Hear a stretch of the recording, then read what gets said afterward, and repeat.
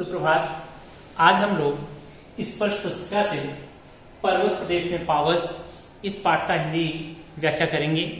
इसके रचयिता सुमित्रानंद पंत जी हैं। सुमित्रानंद पंत को प्रकृति का सुकुमार कवि कहा जाता है क्योंकि इनका जन्म अल्मोड़ा में हुआ था, उत्तराखंड में हुआ था। इस कारण इन्होंने प्रकृति को बड़े नजदीक से देखा है। कह सकते हैं कि वहां पर जो प्राकृतिक वातावरण है उसको बड़े नजदीक से देखा है और इनकी बहुत सारी रचनाएं जो हैं प्रकृति से संबंधित हैं। तो आज आपके पाठ्यक्रम में भी पर्वत प्रदेश में पावस यह कविता है, इसका हम हिंदी अनुवाद पढ़ेंगे। तो आइए देखें, पर्वत प्रदेश में पावस, इसका शीर्षक का अर्थ देख लेते हैं। पर्वत प्रदेश ऐसा प्रदेश जहां पर पर्वत हो और वहां पर पावस का यहाँ पर बारिश है। कि पर्वत प्रदेश जहां पर पर्वतों से ढका हुआ प्रदेश है, वहां पर जब बारिश होती है तब कैसा वातावरण होता है, उस समय क्या क्या परिवर्तन होते हैं उस ऋतु में, उसके बारे में यहाँ पर बताया गया है। उन्हीं के बारे में यहाँ पर चर्चा की गई है। तो आए पहले चित्र देख लेते हैं, चित्र के माध्यम से समझने का प्रयास करते हैं, तत्पश्चात हम कविता पर आते हैं। तो देखें यहाँ पर ये पर्वत है, ये मेखला आकार है, टेढ़े मेढ़े पर्वत है ये, ठीक है। इन पर फूल खिले हुए हैं। फूल जो है यह पर्वत के नेत्र का कार्य कर रहे हैं। इसी के पर्वत के बिल्कुल चरणों में एक विशाल ताल फैला हुआ है। वह ताल जो है दर्पण का कार्य कर रहा है, इसमें पानी भरा हुआ है। तो यह जो है पर्वत वह अपने विशाल आकार को इसमें देख रहा है, झांक रहा है। और इन्हीं बगल से एक झरना निकला हुआ है जो कि झरझर की आवाज करता हुआ बह रहा है। आए देखिए पहले कविता को, तत्पश्चात हमें चीजें समझ में आएंगी। तो देखें पंक्तियां। पावस ऋतु पर्वत प्रदेश, पल पल परिवर्तित प्रकृति वेश, मेघलाकार पर्वत अपार, अपने सहस्त्र दिक सुमन भाव। प्रस्तुत पंक्ति में पंत जी बता रहे हैं कि पावस ऋतु थी, पावस ऋतु अर्थात वर्षा की ऋतु थी। कहाँ पे? पर्वत प्रदेश में।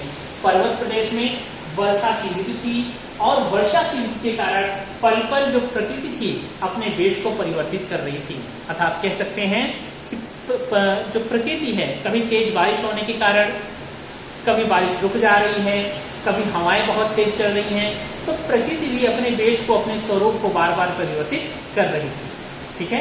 बारिश का वर्षा ऋतु थी और पर्वत प्रदेश में, और पल पल परिवर्तित प्रकृति में जो प्रकृति अपने स्वरूप को बार बार परिवर्तित कर रही थी। मेघलाकार पर्वत अपार, अपने सहस्त्र दिक सुमन पार। फिर कवि कह रहे हैं कि वहां पर मेघलाकार पर्वत है, बहुत टेढ़े मेढ़े पर्वत हैं और उन पर मेघलाकार पर्वत अपार, और ऐसे नहीं अपार है, बहुत विशाल फैला हुआ यह पर्वत है। अपने सहस्त्र दिक सुमन पार, और वह अपने हजारों, सहस्त्र मतलब होता है हजारों, दीर्घ मतलब आंखें, सुमन का यहाँ पर फूल, फूल रूपी आंखों से, हजारों फूल रूपी आंखों से क्या कर रहा है? अवलोक रहा है बार बार। अवलोक मतलब देखना, देख रहे हैं बार बार। क्या? नीचे जल में इस महाकार, नीचे जो जल है इस जल में अपने महान आकार को पर्वत देख रहा है। कैसे देख रहा है? फूल रूपी आंखों के माध्यम से, ठीक है। आगे, जिसके चरणों में पला ताल दर्पण सा फैला है विशाल, और उस पर्वत के चरणों में एक विशाल ताल फैला हुआ, एक तालाब फैला हुआ है। कह रहे हैं कि जिसके चरणों में पला ताल दर्पण सा फैला है विशाल, और यह ताल क्या है? दर्पण के समान है, शीशे के समान है, जिसमें यह पर्वत जो है अपने स्वरूप को, अपने महान आकार को देख रहा है, ठीक है। यहां तक समझ में आया? क्या है?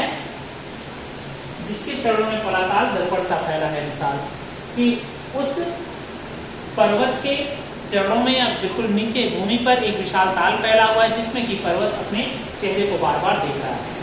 आगे कह रहे हैं, गिरिका गौरव गाकर झरझर मन में नस नस उत्तेजित करो। आगे की पंक्तियों में बता रहे हैं कि कवि यहाँ पर गिरिका गौरव गाकर झरझर, यहीं से एक झरना बह रहा है। जो बारिश हो रही है, बारिश के पानी के कारण झरना बह रहा है, और झरने की जो ध्वनि है बड़ी ही सुंदर आ रही है। झरझर की ध्वनि, निर्जन की जो ध्वनि है, झरझर कल कल करते हुए वहां से वह झरना बह रहा है।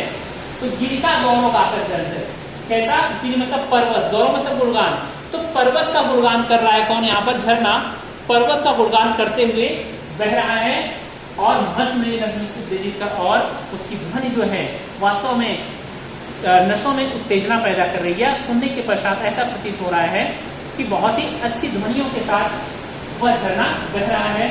मोती की लड़ियों से सुंदर झरते हैं झाग भरे निर्झर, और जो झरना बह रहा है उसमें मोती की लड़ियों के समान, लगातार ये मोती की लड़ियों के समान ऐसा प्रतीत हो रहा है। जब बारिश नीचे की तरफ, झरना नीचे की तरफ बह रहा है तो ये मोती की लड़ियों के समान जो झाग है ऐसा प्रतीत हो रहा है मानो मोती की लड़ियां हो गई हों, सफेद रंग की मोती की लड़ियां नीचे बह रही हों।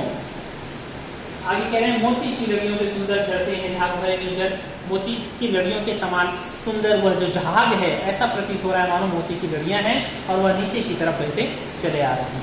वर्तमान देखें, गिरता गौरव आकर झरझर, यहाँ पे झरना जो है क्या कर रहा है, पर्वत का गुणगान कर रहा है और उसकी आवाज जो है वो झरझर की जो ध्वनि है सुन करके मन में बहुत ही प्रसन्नता उत्पन्न हो रही, मन में उत्तेजना उत्पन्न हो रही है। और जो झाग है मोती की लड़ियों के समान दिख रहे हैं और वह नीचे की तरफ बहते चले आ रहे हैं। आगे बता रहे हैं, गिर के उड़से उठकर उच्च आकांक्षाओं से तरवर, और मतलब हृदय, कह रहे हैं कि पर्वत के उस हृदय पर, पर्वत के हृदय पर विशाल वृक्ष है, तरवर का यहाँ पर वृक्ष है।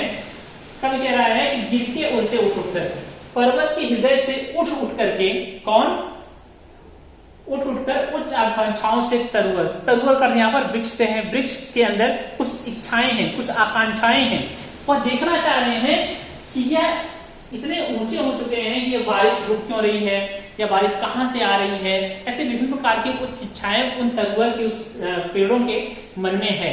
तो देखिए, गिर के उड़से उठ कर, पर्वत के हृदय से उठ करके, उच्च आकांक्षाओं से तरवर, ऊंची ऊंची इच्छाओं को लिए हुए जो वृक्ष हैं क्या कर रहे हैं, झांक रहे नीरो नभ पर। नीरो मतलब शांत, अब बारिश रुक चुकी है तो शांत नभ पर, नीरो नभ पर, शांत नभ की तरफ वह वृक्ष देख रहे हैं। अनिमेष बिना पलक झपकाए, अटल बिना हृदय रुले, कुछ चिंतित होकर के कह सकते हैं कि वह वृक्ष जो है बिना पलकों को झपकाए, बिना हिले डुले, अटल हो करके उस आसमान की तरफ देख रहे हैं कि बारिश कैसे बंद हो जा रही है, कैसे आ रही है, हम कब उस आसमान तक कब पहुंचेंगे, हमारी ऊंचाई कब होगी, हम आसमान को छू लेंगे। ऐसे कुछ चिंता पर होकर के, चिंतित होकर के वृक्ष देख रहे हैं।